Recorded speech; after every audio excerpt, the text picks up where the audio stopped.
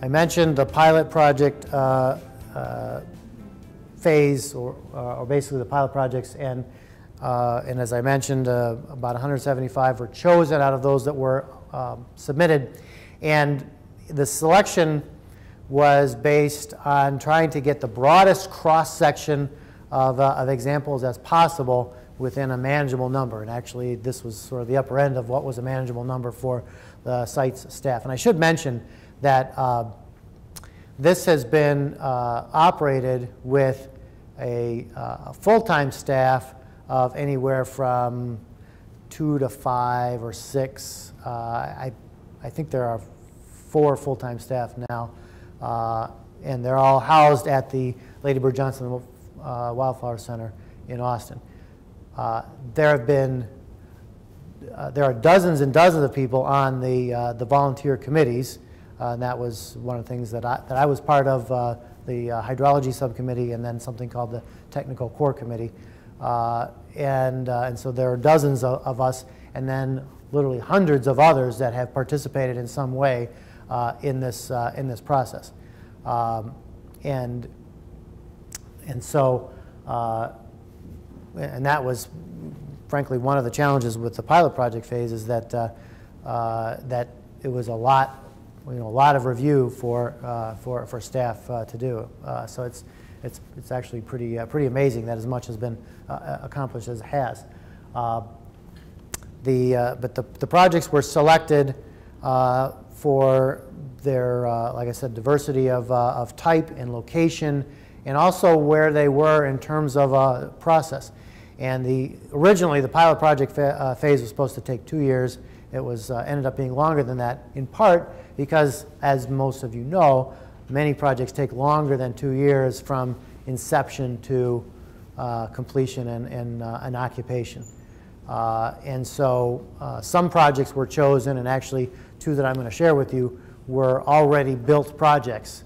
And we went back and reevaluated them from the standpoint of the tool to see how well it stood up on those various credits, and then if the documentation was provided, then that was certified. There were a few of those that had already been constructed and were in operations and maintenance, and then others were just being started, and some were midpoint, basically in construction documentation, and then then they were basically did what it took to meet the documentation and add that component. And some of them actually made significant changes to what they were planning to do in order to achieve the benefits of the sites, the ecosystem services and so forth.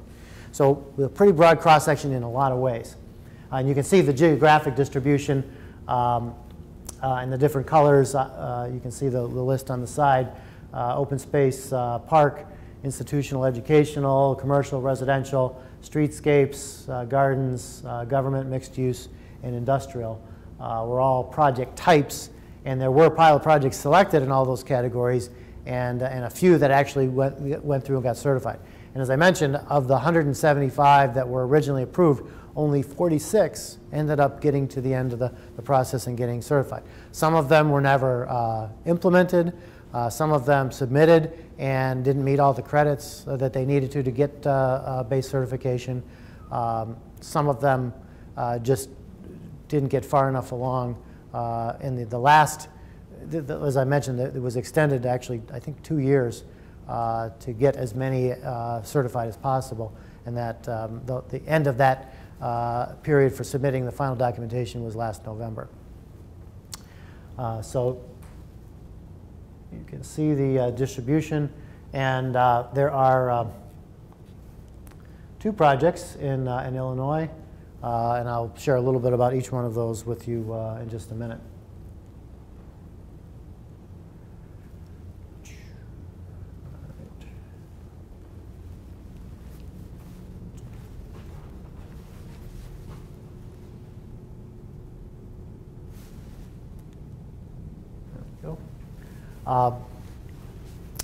There are, as I said, 46 certified projects.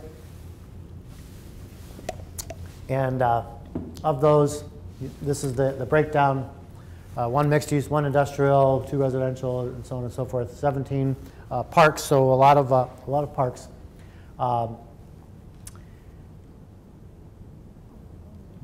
They were tracked, and you'll see in some of the credits that there are different point thresholds depending upon whether the site is a brownfield, a contaminated site, a gray field, or a previously developed or built upon site that is not contaminated, or a greenfield site, one that has never had any permanent development on it of any sort.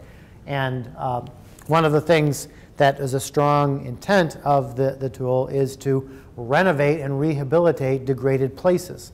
And so a brownfield site is, all things being equal, going to have more credits associated with doing the same things on that site under this point system than a gray field, which is sort of in the middle, or a greenfield site. And it's a higher threshold to get to being net positive or restorative for the greenfield site, because the aggregation of opinion as this is developed is that that there needs to be a lot of incentive put to providing a way to incentivize the rehabilitation of degraded places.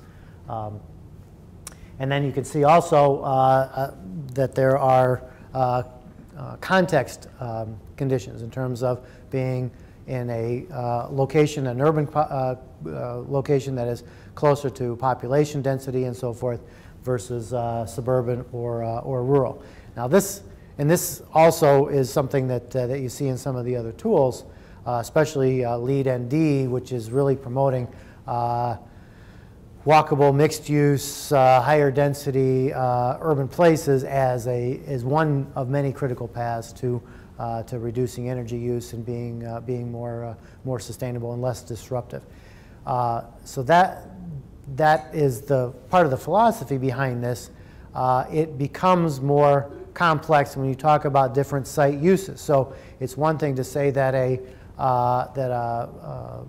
residential neighborhood, for example, should be walkable and close to transit and so on and so forth, which is true. It uses less energy to access it and so forth. But an interpretive center for a national park won't fit the same criteria, and so part of the purpose of this tool is that it be applied to all those different kinds of uses.